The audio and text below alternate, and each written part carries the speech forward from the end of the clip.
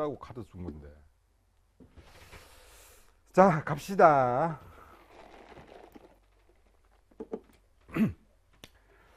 자, 16페이지에 언급고사 역할과 책임이 있어요. 책임이 있는데 이거는 크게 어려운 문제는 아니에요. 이것도. 그 다음에 우리가 출동 전에 뭘 해야 되고 출동 중에 뭐 해야 되고 이송 중에 뭘 해야 되느냐라는 부분이야. 요것만 좀 구분만 해주시면 돼요. 출동 전에 해야 될 것은 뭐냐라고 보니까 출동 전에 언급고사는 현장 상황을 이해하고 빠른 처치적 기준을 판단하여 행동할 수 있도록 정신적, 신체적, 감정적 준비를 하고 있어야 된다. 뭐 스트레스 관리하고 뭐 약품 보충하고 다 보면은 아는 내용들이야. 시험에 넣을 거 없어요. 그런데 읽어는 보세요. 다 아는 거지만은 요거는 한번 읽어보고 넘어가면 됩니다. 자, 출동 중에는 뭘 해야 되느냐라고 보니까 가장 우선돼야 하는 것은 구조자 자신의 안전입니다. 이 구조자라는 게 결국 여기 구급대원이 되겠죠, 그죠? 안전, 그 다음에 두 번째로 적절한 시간에 안전하게 현장 도착하고 그 출동 현장에 대한 위험성 여부를 판단하고 이렇게 돼 있어요. 결국은 구급대원이 현장 이게 출동 중이라면은 일단은 우리가 여기에 보시면 세 가지로 이렇게 구분하시면 돼요. 평상시 우리가 대기하고 있는 상태. 그 다음에 출동 지령을 받아가지고 현장에서 활동하고 요거야. 그 다음에 내가 병원을 이송했어. 그럼 실제 구급대원이 하는 행동은 끝났어요. 끝났죠. 그걸 여기에 지금 구분을 해가지고 이야기는. 그래서 병원 인계하고 어떻게 한다? 복귀하는 거. 그게 이제 4단계로 지금 이야기를 하고 있는데 여기에서 핵심적인 부분은 첫 번째는 출동 중에는 제일 중요한 게 응급처치를 해야 되지만 응급처치하기 전에 전 단계가 더 중요한 게 있어요. 그게 뭐냐면은 모든 거의 전제 조건은 대원의 안전입니다. 안전. 그게 제일 첫 번째야. 그래서 여기 보면은 구조자 자신의 안전 위험을 자신의 안전 그다음에 경계하고 뭐 추가적으로 이제 필요한 장비 확인 이런 거는 이제 현장 도착하는 게 갖고 환자가 더 많아. 그러면 이제 구급대원을 추가적으로 부르는 거죠. 호출하는 거니까 그게 문제가 안 돼. 문제 될 거 없죠, 그죠? 자, 그 다음에 세 번째 이송 중 노는데 환자 이송 시 적절한 이송 기간 및 이송 방법 선정과 기록이 중요하다 이렇게 돼 있어요. 자, 여기 보면은 이송 기간 및 이송 방법 선정 그 다음에 기록 여기 나와 있는데 요 부분은 나중에 제가 여기에 빠져 있는 것 같아 가지고 이송병원 선정과 관련된 부분은 제가 유인물을 하나 드릴게요. 이 법에 1999에 관한 법률 보면은 자, 환자를 이렇게 이송할 때 어떤 기준에 해야 되느냐. 이제 법으로 정한 게 지침 빼고 법으로 정한 게 있으니까 그 법률에 있는 걸 제가 드릴게요. 요거는. 자, 어쨌든 기록이 중요하다. 환자에 대한 정보가 중요하죠. 그죠? 기록이 중요하고 그다음에 상황에 따라 가지고 뭐 여기 보시면 중증도에 따라서 소요 시간 방법 결정하고 그 다음에 뇌혈관 질환 환자, 심장 질환 환자, 신속 뭐 시술 가능한 병원, 상황에 따라 혈기, 지역적 특성, 환자 상태에 따라 가지고. 그다음 요거 하나 밑줄 꺼놨습니다. 기록 밑줄 긋고 객관적이고 사실적으로 작성해야 된다. 기록지는 이게 당연한 거죠. 여러분 학교 다닐 때 그거 많이 했죠, 그죠? 기록지 작성, 의료 기록 같은 거 전부 다 뭐예요? 객관적으로 적어야 돼요. 여러분이 생각해가 주관적으로 적는 건 아니죠, 그죠? 당연한 겁니다. 그리고 의료진은 인계하기 위해서 연속적으로 정확하고 명확하게 해야 된다. 그게 문제 없습니다. 그 다음에 법적 문제, 질 개선 연구자료. 요거는 뭐냐면은 나중 기록지에 대해서 나오니까 여기서 가볍게 보고 가시면 돼요. 뒤에 나옵니다. 그래서 이 기록이 환자 이송 중에 기록을 잘해야 되는데 이 기록이라는 게 그만큼 법적인 문제 나중에 어떤 연구 자료로서 행정적 자료로서 다 사용된다는 거야. 근데 요거 자세한 건 뒤에 있으니까 뒤를 보면 되고 여기서는 크게 중요한 건 아니야. 그러니까 요런 걸 하는구나. 그러면은 이송 중에 반드시 기록을 해야 되느냐? 그건 아니에요. 이송 중에는 할 수 있으면 하는 거고. 그런데 처치가 중요하죠. 근데 처치하고 나서 기록을 해도 돼요. 근데 어쨌든 요런 과정이 있다라는 거지. 그것만 보시면 됩니다. 복귀 후에 뭘 해야 됩니까? 뭐 빠진 쓴 약 충전하고 그 다음에 구급차 장비 뭘 해야 돼요? 청소하고 세척하고 뭐 그런 거예요. 특별한 문제 없습니다. 그 다음에 뭐 문제점 보완할 게 있으면 보완하고 이런 크게 문제 없으니까 지금 16페이지 17페이지 그 다음에 17페이지 있는 거 18페이지로 마찬가지 한번 읽어보면 되는 내용이고 크게 문제점은 없고 근데 만약 위에서 억지로 문제를 낸다 이러면은 이러죠. 다음 중 출동 중 사항으로 볼 수 없는 것은 이런 정도 문제 스타일이 아시겠죠? 여기서 출제할 수 있는 게 그러니까 그렇게 여러분이 구분해서 보시면 돼요. 크게 문제 없으니까 가볍게 보고 가시면 돼요. 여기는 전문성 향상 해가지고 리더십 그 다음에 진정성 공감대 형성 여러분 학교 다닐 때 많이 듣던 거죠. 한자를 대할 때 어떻게 해야 된다. 진정성을 가지고 그 다음에 그 사람이 어떤 한자인지 흥분할 수 있으니까 그 사람에 대해서 어떻게 해야 된다. 우리가 공감을 해줘야 된다. 그죠? 그 사람의 마음을 이해하고 그래서 그런 내용이니까 이것도 문제될 내용이 있다 없다? 없어요. 그런데 억지로 딱 문제를 낼 수는 있어. 그러면 티가 탁 나. 좋은 말이 안 들어가. 그죠? 그러니까 이것도 여러분이 가볍게 보시면 되는 겁니다. 자, 넘어갑니다. 자, 대신에 이제 요거 19페이지부터는 중요합니다. 요거는 중요한 문제고, 시험 문제 잘 노는 거예요. 그리고 뭐 성진에서도 잘 나왔던 부분이기 때문에 충분히 여기 보시면은 기출 문제 필기가 되어 있는데 기출에서도 이렇게 놓습니다. 그러니까 성진에서 중요하게 다뤘던 게 결국은 여기에서도 중요하게 출제가 되고 있다라는 거야. 자, 볼게요. 자, 9급 대운의 안녕. 말 표현의 제목이 그렇죠. 9급 대운의 안녕이 뭐야? 그런데 소망학교 교재에 이렇게 돼 있어. 9급 대운의 안녕 이렇게 적혀져 있어요. 자, 어쨌든 안녕인데 이게 뭐냐면은 죽음에 대한 목격과 정서적 반응 이렇게 돼 있어요. 정서적 반응 이렇게 돼 있는데 죽음에 대해 가지고 구분을 이렇게 하고 있더라라는 겁니다. 구분을 하고 있는데 자, 그러면은 한스 셀리라는 학자가 죽음에 대한 반응에 대해서 이렇게 이런 과정을 겪고 있더라라고 이렇게 연구한 논문이에요. 논문 결과인데 이게 뭐냐면은 처음에 이제 이거 순서 기억합니다. 부정 제일 먼저 나타나는 게 부정. 여러분 이거 학교 다닐 때 외웠던 거 아니에요? 외웠죠, 그죠? 그때는 뭐라 외웠어요? 부분. 그 다음에 뭐예요? 그 다음 뭘 외웠죠? 우울로 외웠어요? 절망으로 외웠어요? 우울로 외웠어요? 옛날에는 몇 년 전 교재에 보면은 주로 보면 화학사과하고 군자출판사 교재를 많이 쓰는데 학교에서 그에 보면 어떤 책에서는 절망 이렇게 돼 있어요. 요즘은 이제 통일을 해가지고 거의 다 우울 이렇게 돼 있어요. 우울. 그 다음에 이제 수용 이렇게 돼 있는데 시험 문제는 첫 번째 시험 문제 제일 주는 문제 순서. 근데 이건 알죠? 모든 게 이 순서로 이루어지는 것은 아니다. 그죠? 아니다. 근데 일반적으로는 이 순서대로 이루어지는데 모르는 사람이 이 순서대로 이루어지는 것은 아니다. 그 차이점 그 밑에 있어요. 그죠? 정형화된 건 아니다. 그 19페이지 그 표 7번 밑에 보면 죽음에 대한 5단계 정서 반응은 정형화된 건 아니다. 기본적으로 이런 과정이지만은 이게 꼭 사람 말에 이런 단어가 나오는 건 아니다.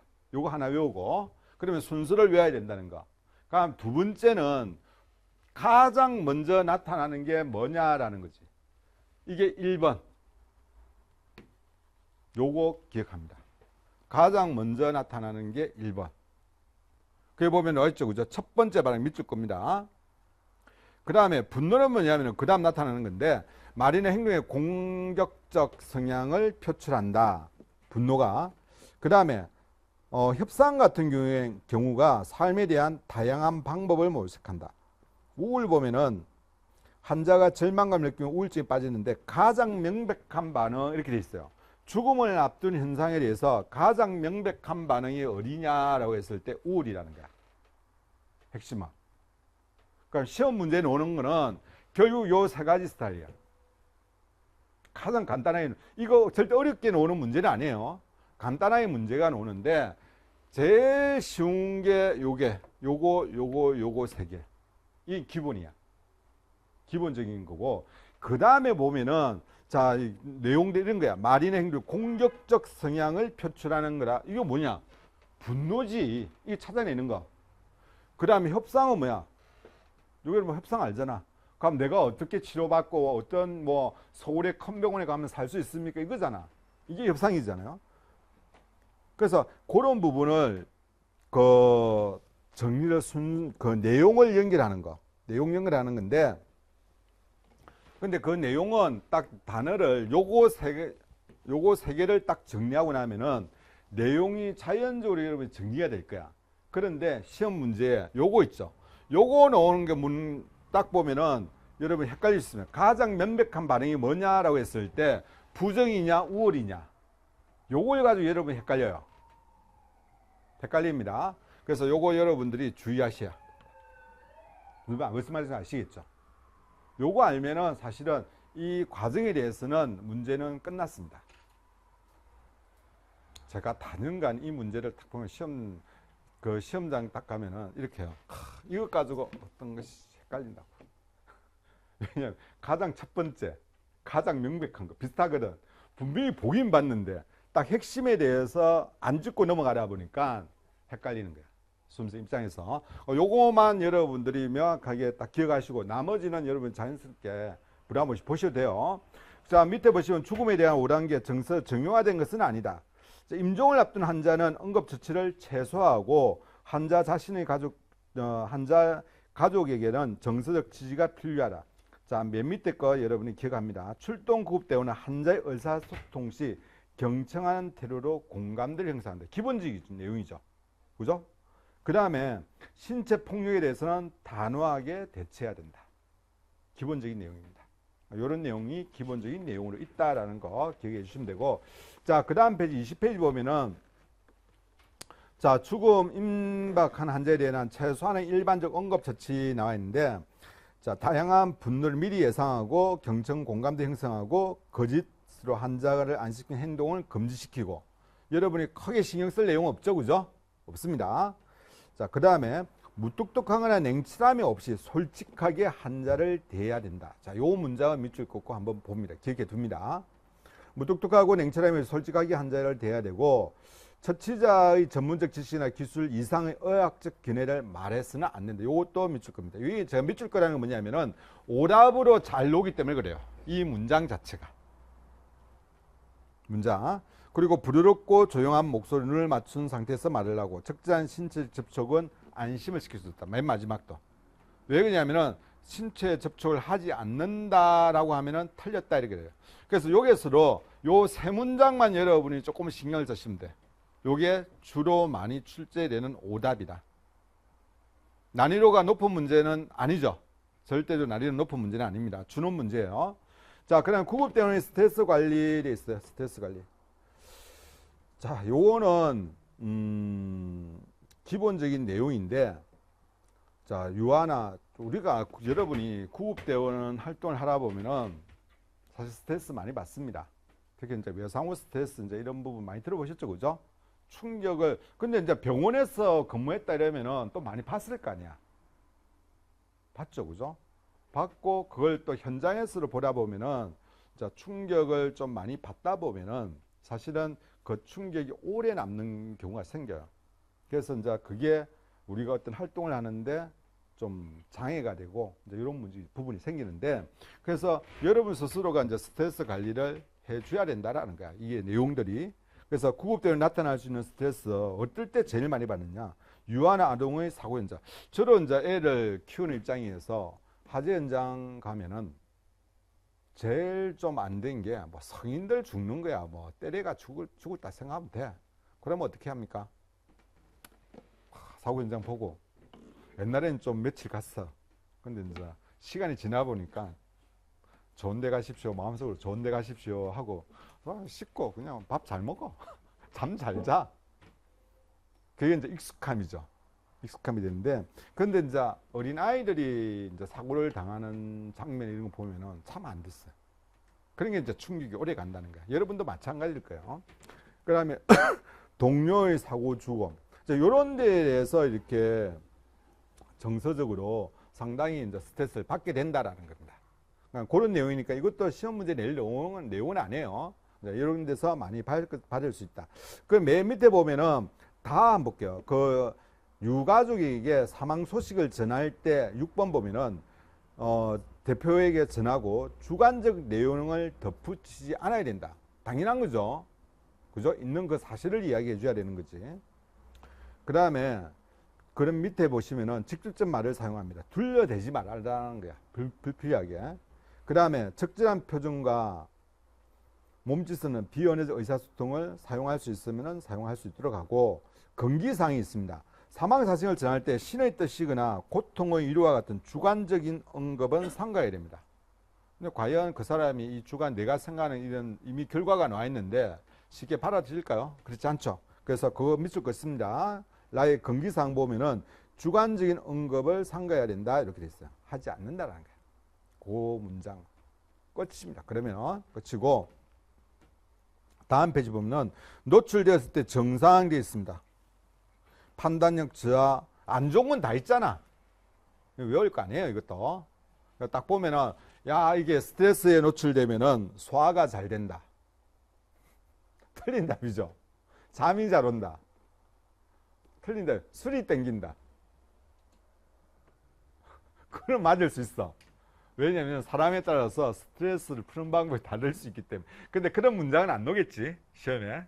근데 이것도 외울 건 아니야. 이런 증상들이 있다라는 거, 그것만 기억하시면 되고. 자, 기출된 문제 한번 볼게요.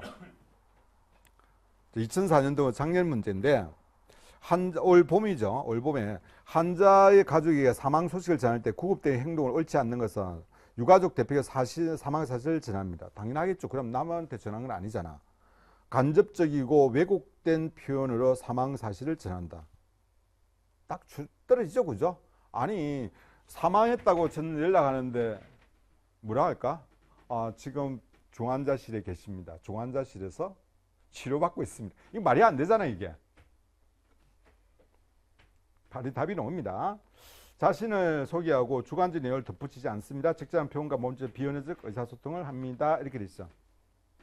근데 이제 적절한 표정과 몸짓 등으로 비언어적 의사소통을 사용합니다. 자, 그런 말을 전할 때 웃으면서 이렇게 희죽희죽 전할 수는 없잖아요. 그죠? 그런 내용이에요. 그래서 이런 문제, 준원 문제가 나왔다. 됐죠? 그죠? 넘어갑니다. 자, 스트레스 관리 나인데 요거는 여러분이 한번 봐둡니다. 스트레스 관리하에서 방어적 전략을 수행하는 것은 단계적으로 효과적일 수 있으나 장기적으로 본다면 유익하지 않습니다. 자, 구급 때문에 자기가 처한 상황을 피하지 않고 스트레스 존재하는 사실을 인정하고 또 받아들이고 이에 대한 대처 방안을 빠르게 모색하는 것도 스트레스 해결에 도움이 될 수 있습니다. 그 다음에 요 단계가 있는데 세 가지. 한스셀리가 요런 스트레스가 받게 되면은 요런 단계로 진행되리라 라는 거야. 되는 거다. 그래서 뭐냐면 1단계가 경고, 이렇게 경고. 두 번째 단계가 뭐냐면은 저항 소진이에요. 저항이고, 자, 소진 단계가 나오는데, 일단은 경고 단계는 뭐냐면 우리 신체 반응이다 이렇게 보시면 돼요. 스트레스 받게 되면은 신체 반응이에요. 여러분 학교 다닐 때 스트레스 받으면은 스트레스 호르몬이 분비되면서 우리가 신체 반응이 어떻게 일어난다고 그래요? 어떻게 일어난다고? 아는 거 상관안 대로. 네가 만약 딱 스트레스 받았어. 어떻게 어떤 반응을 보여? 그냥 실제 안 올 수 있지. 왜 잠이 안 올까? 스트레스 호르몬이 생성되면서 잡생각을 하기 때문에. 너는 어떤 거? 머리가 아프다. 심박동수가 느리다? 빨라지지. 호흡수로 빨라지고. 그런 현상들이 나타나는 게 뭐냐면은 바로 경고 단계라는 거예요. 여기 보시면은 신체 감지의 위험에 대해서 신속하게 방위해서 투쟁 도피를 거침으로써 신체는 스트레스 반응이 제기되기 전까지 이상 반응을 보입니다. 그래서 여러분들이 딱 이런 거 있죠. 우리가 길 가다가 누가 이렇게 학교 다닐 때 이런 걸 당한 적이 없나? 난 딱 한 번 당했는데, 야 이리 와봐 이렇게 하는 거지. 선배들이 뒷골목에서 야 이리 와봐, 갇힌 거 내놔 이렇게 하는 거. 야 이리 와봐 이럴 때 어떻게 해? 가슴이 콩닥콩닥 뛰잖아. 그때가 스트레스 받은 거야. 가슴이 뛰고 이런 거. 그게 스트레스가 아닌 거 아니지. 자, 그런 단계가 경고 단계고 우리 몸을 어떻게 한다? 살기 위해서 어떤 행동을 보이는 거야. 이게 스트레스가 자, 원래 동물은 스트레스를 안 받는다 그러죠. 들어봤어요? 원래 자연적인 동물은 스트레스를 안 받아. 스트레스가 쌓이질라네. 안 받는 게 아니고. 그런데 요즘은 스트레스 받아. 왜 스트레스 받을까? 원래 이거 봐봐. 초원이 있어, 초원. 초원에 얼룩말이 이렇게 있어.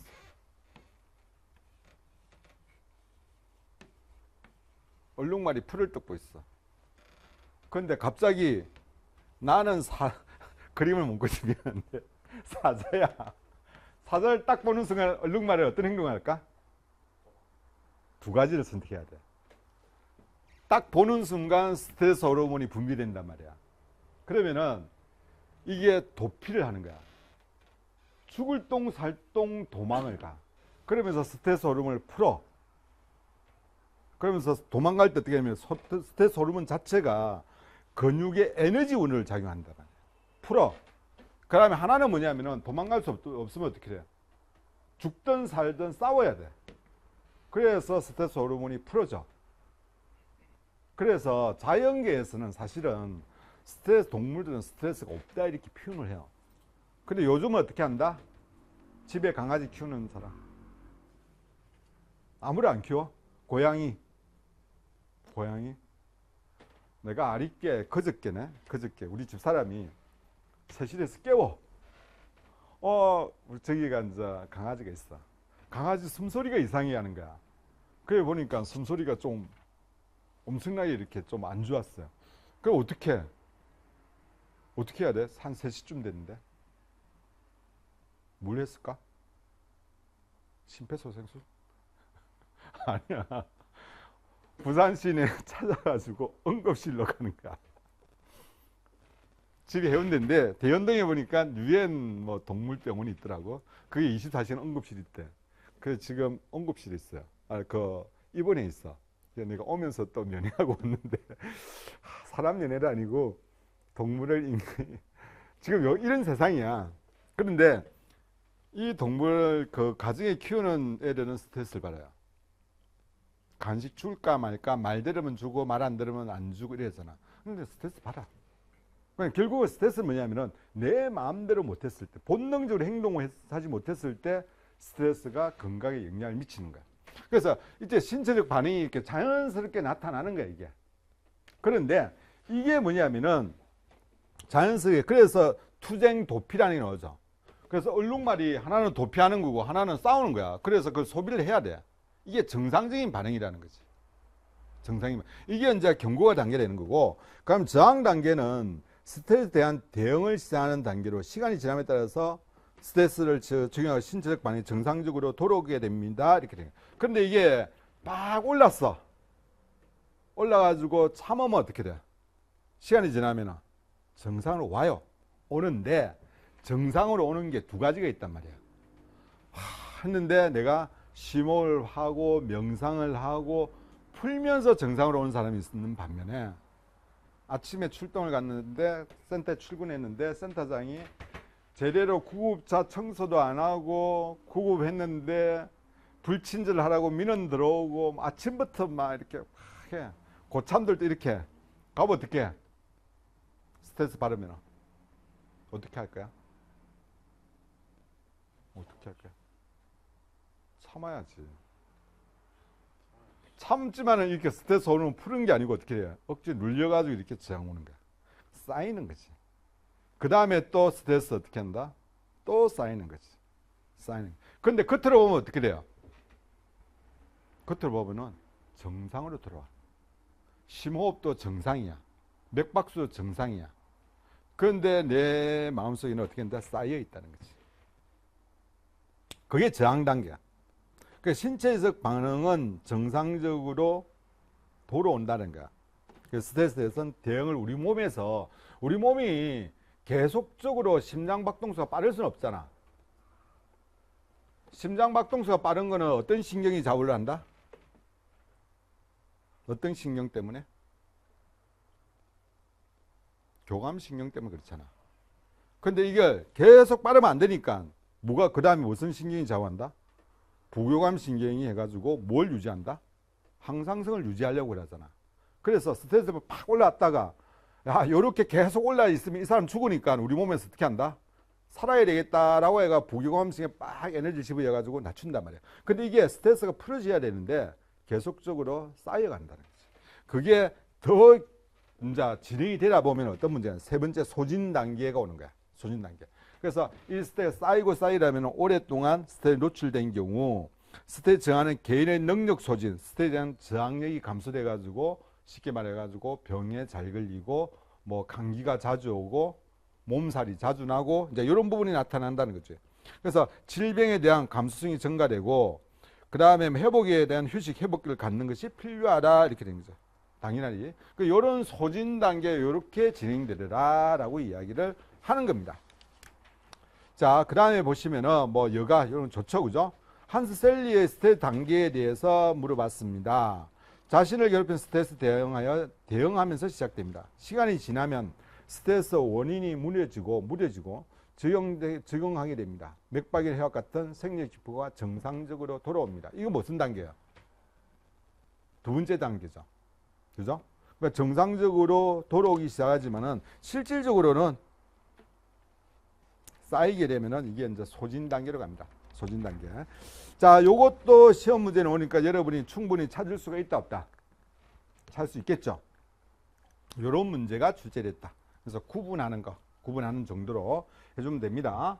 자, 그 다음에 지속적인 스트레스 증가 시 뭐 스케줄 변경 이거는 여러분들이 자, 센터에 가가지고 해야 될 부분입니다. 이건 뭐 시험 문제 넣을 내용은 없고 그 다음에 위기상 스트레스 해소법 나와 있습니다. 스트레스 반응, 급성기 반응, 지연 반응, 축적 반응 이렇게 나와 있는데 급성기 반응 이러면은 앞에서 보면은 이런 거 똑같아요. 급성기 반응은 지금 당장에 욱 하는 거야. 그럼 뭘 한다? 치고받고 싸우는 거지. 1단계가 급성기 반응이다라고 보면 돼. 호흡도 빨라지고 흥분한 상태라는 거지. 스트레스를 받아가지고. 그래서 여기 있는 얼룩말이 싸우든지 사자고 싸우든지 죽도록 도망을 가든지 이 부분을 해소법에 있어서는 어떻게 해소하느냐라고 했을 때 급성 반응으로 해가지고 직후에 나타나는데 급성 반응 뭐 호흡 이런 부분 있죠, 그죠? 이거 뭐 중재가 필요하다 이런 건 크게 문제가 없고 어쨌든 여기는 급성 반응이다. 초기에 나타난 반응이고 두 번째 지연 반응이 있어요. 지연. 근데 시간이 진행됨에 따라서 나타나는 걸 우리가 지연 반응이라는데 여기에 보면 중요한 게 있습니다. 외상후 스트레스 장애라는 게 나와요. 사건 후에 수일이 수개월 지나더라도 발생되면 정신보건적 문제가 발생되기 때문에 정신과적 치료가 좀 필요한 거죠. 이게 급성 반응 같은 경우는 지금 당장에 나타나는 거야. 예를 들어 친구를 하고 이런 거 많이 하죠. 어느 정도 조금 술이 한두 잔 들어갔어. 한두 잔까지는 안 그러지만 좀 소주 한 두세 병을 먹었어. 먹었는데 이 친구가 평상시에도 시비 걸는데 오늘 또 시비 거네. 안 그래? 내 스트레스 기분 나쁜데? 듣기 싫은 소리였어. 그러면 또 어떻게 해? 목소리 커지잖아. 커지다가 재수 없으면은 싸우죠. 그게 뭐냐면은 여기 보면은 급성 반응이야.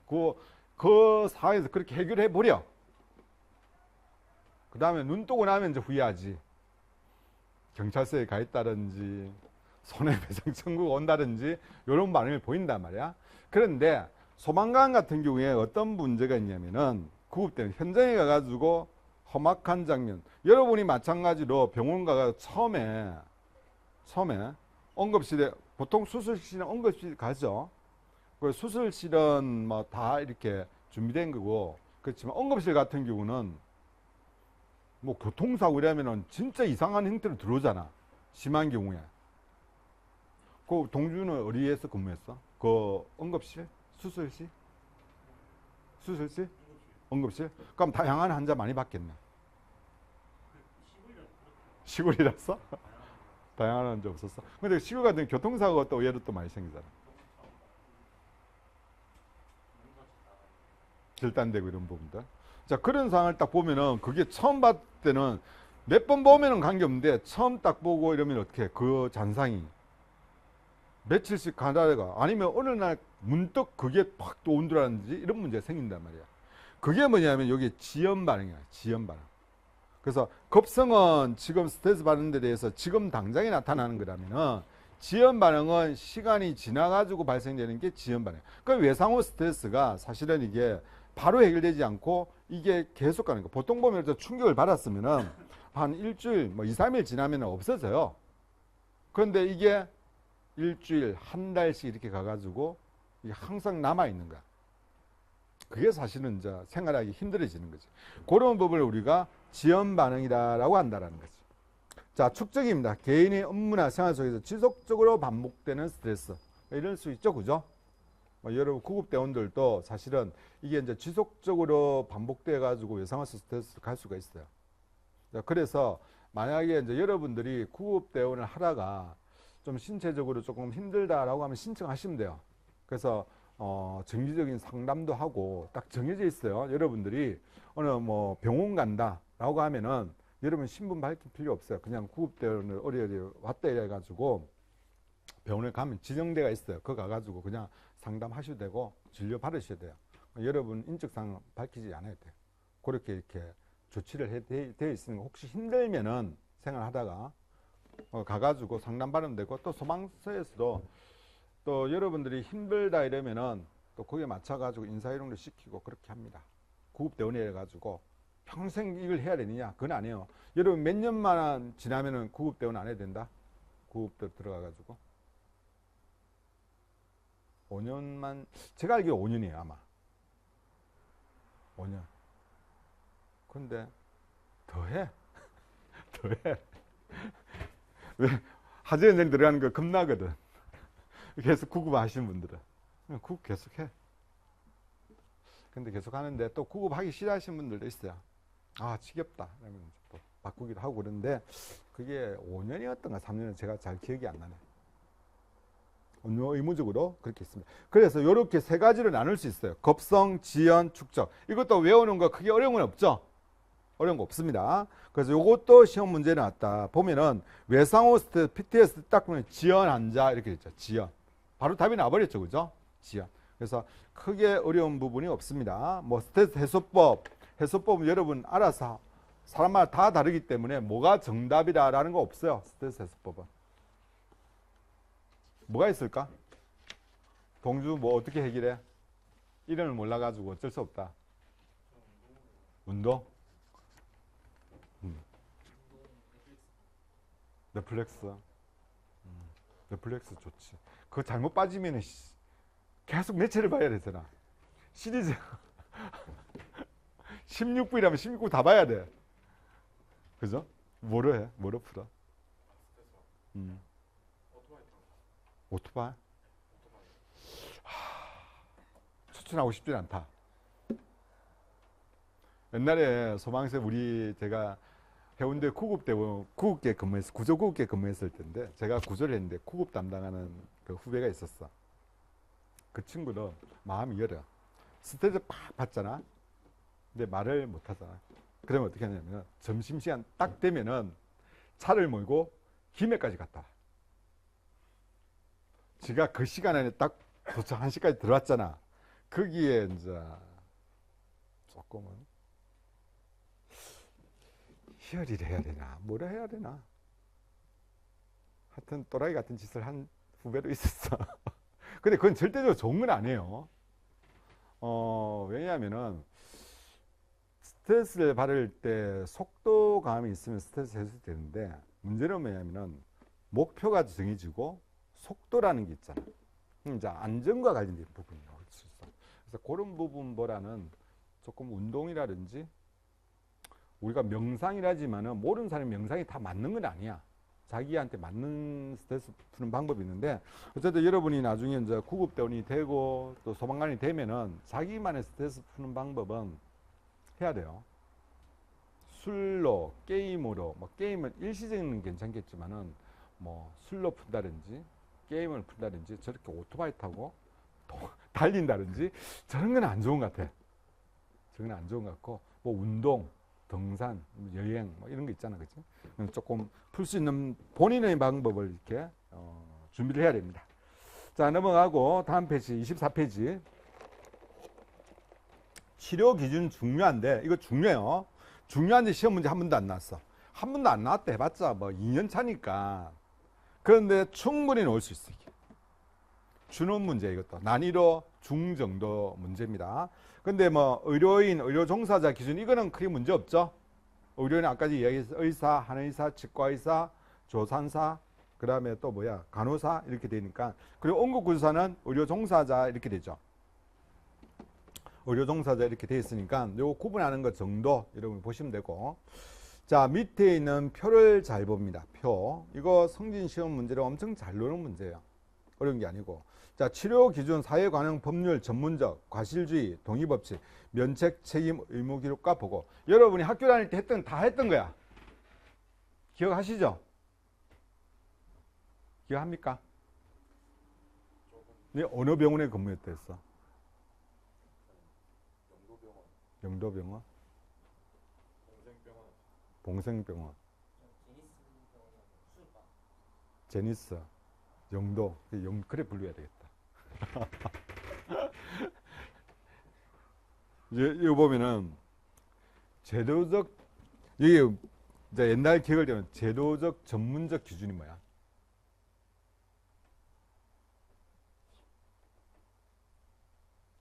제도적 전문적 기준. 몰라야 돼. 한 번 봤다가 기억하면 강사의 역할이 없잖아. 모르는 게 당연해. 자, 제가 제도적 전문적 기준을 물어본 게 뭐냐면은 동의의 법칙 다음으로 정말 잘 나오는 문장이 제도적 전문적 기준에 대한 구분이에요. 여기에. 그래서 일단 그거부터 먼저 말씀드리고, 자, 그 다음에 요 표만 가지고 시험 문제를 내는 게 어떻게 되냐면 이렇게 묻습니다. 다음 중에서 치료 기준으로 틀린 것은 이렇게 물어봐요. 이 표 24페이지 표를 보면은, 자, 요 표에 답이 있는데 다음 중에서 치료 기준으로서 틀린 것은 1번 관행, 2번 법률, 3번 전문적, 제도적, 4번 동의의 법칙 이렇게 나와요. 그렇게 나오면은 지금 보니까 치료 기준은 답은 4번이라는 거 알겠죠? 근데 이게 만약에 딱 그렇게 나오면은 여러분 헷갈립니다. 왜? 동의의 법칙 엄청 많이 했거든. 중요하거든. 근데 그거는 치료 기준이 아니고 동의의 법칙을 별도로 구분을 되어 있단 말이야. 치료 기준이 아니라는 거지. 자, 그 다음에 또 이렇게 있어. 뭐가 있냐면은 하여튼 그런 형태의 문제가 나올 수 있으니까 일단 그걸 구분해 두시라. 무슨 말 아시겠죠? 이 표에서는 하시고. 그럼 치료 기준 보면은 첫 번째가 뭐냐, 사회 관행의 기준인데 이건 여러분이 구분 잘 해두셔야 돼요. 사회 관행이라면은 치료 기준 중에서 치료 기준 세 가지가 있는데, 관행이라면은 이 관행이 뭐야? 그냥 우리가 일반적으로 관행이라고 하면 뭘 관행이라고 그래? 응? 요즘 국회 보면 그렇게 얘기해. 국회의원이 장관한테 물어봅니다. 아니, 그거 왜 했어요? 그래. 아니, 옛날부터 이렇게 관행적으로 해왔습니다. 그러면 이제 국회의원이 또 따지지. 법에 있는 대로 왜 안 하고 본인들 마음대로 했냐. 관행적으로 어떤 근거로 그렇게 관행적으로 했냐. 뭐 이렇게 따지잖아. 이때 우리가 관행이 뭐야? 그냥 일반적으로 이렇게 그렇게 해오는 것을 우리가 관행이라고 이야기한단 말이야. 그러면은 구급에서 이렇게 관행이라는 것은 뭘까? 구급에서. 응? 그냥 관행적으로 한다는 건 뭐냐면은 이런 거, 여기에 보면은 일반적으로 사회에서 이루어지는 관행은 응급처치 기준을 결정하는 중요한 요소가 된다. 훈련과 경험을 가진 이 문장 두 번째 문제. 첫 번째 일반적 사회적 요구 기업 밀출 꺾고 응급처치 기준. 훈련과 경험을 가진 분별력 있는 사람 이렇게 돼 있죠. 그것도 밑줄 긋습니다. 이거 뭐냐면은 이런 거야. 자, 이게 법정에 가가지고 만약에 어떤 환자가 입소했는데 환자가 결과가 안 좋았는데 왜 부목을 안 했습니까? 이제 상대 쪽에서 그래 물어볼 거 아니야. 예를 들어 뭐 대퇴골 골절이 났어. 근데 대퇴골 골절이 났는데 부목을 안 해가지고 이 대퇴골이 어떻게 된다? 주위에 있는 그 하대 정맥이라든지 신경을, 자골신경 같은 신경을 절단을 시켰어. 그러면서 어떻게 한다? 그래서 개방성 골절이 돼버렸어. 그래 간염이 일어났어. 그래가지고 절단을 했어.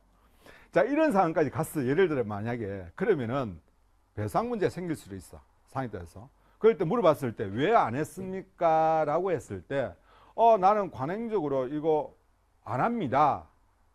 라고 했을 때 본인 같은 응급의사라도 그게 관행이 맞다? 아니잖아. 그러면은 이 사람은 일반적 기준을 위반했다는 거지. 처치 기준을. 그거예요.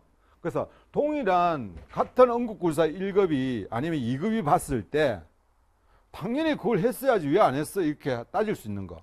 근데 다른 10명이 있는데 9명은 그걸 하는데 1명만 안 했다. 그 행위를 안 했다라고 하면은 이거는 법에 근거 있고 없고를 떠나가지고 관행적으로 그것을 했어야 되는데 안 했다는 거지. 환자가 대량 출혈이 발생했어. 그럼 이송할 때 뭘 해줘야 된다? 특별한 거 아니면은 뭘 해? 산소 공급을 해줘야 되겠지. 기본적으로. 자, 그런데 그걸 안 해가지고 이 사람이 호흡에 문제가 생겼다. 자, 그러면은 또 따지고 된단 말이야. 자, 그런 거야. 그래서, 근데 법에서는 이런 걸 하나씩 명시를 할까 안 할까? 못하죠? 못합니다. 그래서 그런 걸 우리가 경험, 관행이다라고 이야기하는 거예요. 그래서 훈련과 경험을 가진 분별력 있는 사람. 쉽게 말해가지고 같은 부류의 사람들이 판단했을 때 이렇게 보시면 돼요. 일반적으로 이루어지는 거. 자, 법률은 간단합니다. 법에 정해져 있는 거. 자, 응급구조사 2급이야. 2급이야. 니트로글리세린을 투여를 했어. 협심증 환자한테. 맞는 행위예요, 아니에요? 응? 2급에서 약물 투여가 있어요, 없어요? 있죠. 그 조건은 뭐야? 환자가 소지했을 때 이렇게 돼 있잖아. 그래, 내가 질문은 뭐야? 가슴 통증을 느낀 환자한테 니트로글리세린을 투여했다라는 거지. 누가 투여했어? 2급이 전제가 지가 가지고 있었는지 환자가 가지고 있었는 건지 아니면 내가 가지고 있는 거 뭘 없잖아. 그냥 내가 줬어. 그럼 1급이 해야 될 거 아니야. 그러니까 그걸 법에서 딱 정해졌단 말이야. 근데 2급이 했으나 안 될 행위를 1급이 했어. 그래가지고 이 환자가 문제가 생겼어. 라고 하면 이거는 무엇을 위반했다? 법에 정한 것을 위반한 거야. 그지? 그래서 법률에 정한 것, 법률에 정한 거는 제일 간단해요. 그래서 시험 문제 잘 안 나와. 법대로 안 했다 이거지. 그런데 이제 전문적 제도화된 기준인데, 이건 뭐냐면은 전문적 기준 보면은 자, 응급의료에 관한 조직과 사회에서 널리 인정된 통섭이라고 그러죠. 널리 인정된 학술적인 기준과 관련된 것. 그 다음에 제도화된 기준은 특수한 법률과 구급대원을 속해 있는 단체에서 권장하는 것 이렇게 되는데, 자, 이런 거라고 보면 되겠죠. 뭐냐면은 우리가 전문적 좀 제도화된 기준 이러면은 우리가 심폐소생술 하잖아. 가이드라인이 5년 만에 나온댔잖아. 그지? 어디서 만들어져요? 가이드라인이? 미국 심장학회에 만들어져. 그럼 우리나라에서 그것을 우리나라의 실제에 맞게 조금 조정을 해가지고 이제 이렇게 공부를 한단 말이야. 그럼 그 기준은 우리가 따라줘야 될까 말아야 될까? 따라야 됩니다. 왜 그러냐면 따라야 되기 때문에 과거에 심폐소생술할 때 5대1, 뭐 15대2, 뭐 30대2 이렇게 간단 말이야. 이게 변했단 말이야. 이 변한 게 뭐예요? 그래? 다른 거 없어. 그 기준이 달라졌기 때문에. 그 기준은 5년 동안 통계 이렇게 자료를 쭉 해라 보니까 15대 1을 하는 것보다 30대 1을 하는 게 환자한테 훨씬 더 도움이 되더라. 이거 왜 도움이 됐을까? 왜 도움이 됐을까? 연구를 했는데 왜 15대 2에 30대 1가 됐을까? 응? 학교 다닐 때 그는 설명 안 해둔가? 그렇지. 가슴은 제일 중요한 게 뭐냐면은 우리가 인공호흡은 일단은 이 사람이 호흡을 안 하기 전까지는 호흡을 하고 있었기 때문에 포화되어 있잖아. 혈액속에 녹아 들어가 있는데 문제는 뭐냐면은 이게 녹아 들어간 게 뇌까지 전달해 줘야 되는데 우리가 기존에 15회 일을 하다 보니까 자 이게 뇌야. 찍찍찍찍찍 10번, 12, 13, 14, 15 인공호흡하다 뚝 떨어져. 다시 이렇게 하다 보니까 실질적으로 뇌까지 전달되는 양이 적더라. 근데 이걸 어떻게 한다? 30대 일을 하니까 어떻게 한다?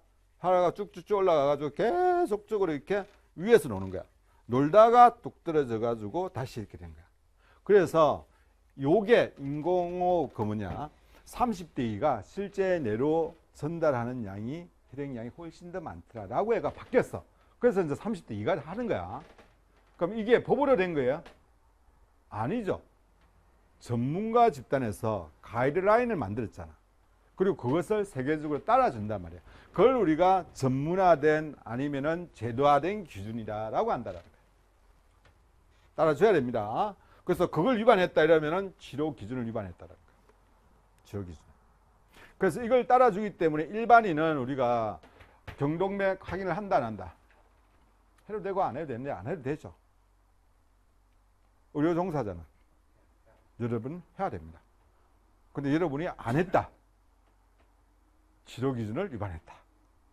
구급대원이 일반인 인공호흡을 안 해도 돼. 근데 여러분이 만약에 소방관이었어. 구급대원이었어. 인공호흡을 안 했다. 뭘 고민해. 치료 기준 위반이야. 뭐 제도화된 전문화된 뭐냐 이게 제도화된 또는 전문적 기준을 위반했다 이렇게 되는 거야. 근데 여러분 어떻게 인공호흡 할래?